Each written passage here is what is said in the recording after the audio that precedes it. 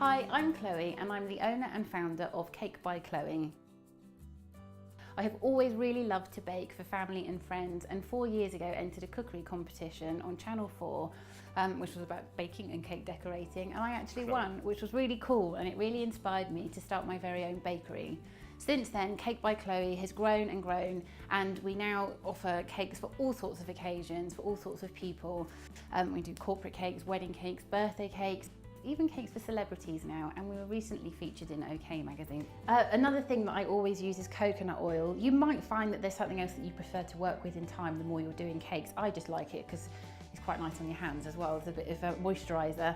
But basically you just use this to cover the surface of whatever you're rolling your fondant icing out on, and it just means that the icing will lift off straight away rather than getting stuck to the board or whatever you're rolling out on, which is a real pain if you spent ages getting your icing perfectly flat and level and then you pull it off and it all rips and tears. I actually started off as an accountant for my sins. I did that and did all of my accountancy training. I knew I ultimately didn't want to be that, and loved working with food, and always used to waitress at restaurants and things when I was a teenager as like a part-time job. So always had that interest in food, and it's kind of, I think my love of food has just grown ever since. Okay, so you're going to take your cake leveler and we're literally just going to slice through the cake, just holding the back of it to make sure that we don't get any crumbs pulling out and half of the cake pulling off at the back, which believe me can happen. If you don't do that, you might see what I mean if you when you go to cut yours, but just like rest your hand at the back of it, and that's the easiest thing to do. And once you've done that, you will find you have a perfectly level cut cake. We're now going to start to add in the Tylose powder, which is the powder that's going to kind of make it set really quite hard so that it transports well and it's not going to like melt all over the place. So for a ball this size, you probably want a good pinch, and I add it in by just sticking a big thumbprint in the middle of it and then literally just sprinkling the Tylose powder into the middle, and then you're just going to knead it in. And if you wash your hands after this, after using this, don't be surprised if they go really slimy. It's really normal.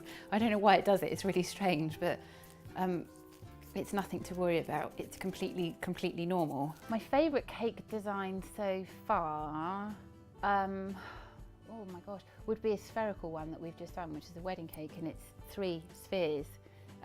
It's a bit of a wacky one, but it's cool, and it'll be up on my website soon. So it's supposed to resemble the beach, and it's got 2 little seahorses with an interlinked tail, which is really cute because they mate for life. And it's a wedding cake, so I thought that it was really nice and something cute to put on a cake. So I guess that one so far, yeah.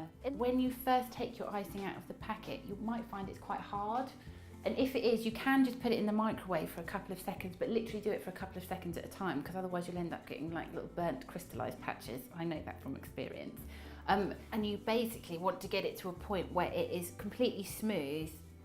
And then all we're going to do is to, with your thumb again, fold it round, and then once you've got it folded in on itself, just keep rolling it gently with your thumb, and that gives you your first middle of your rose. So that's your first petal, and then we're just going to start to add the rest of them onto the edge of that one. And that is it. Now you have a beautifully iced cake that is ready for decorating, and I'm going to show you how to make some wonderful decorations on my next tutorial.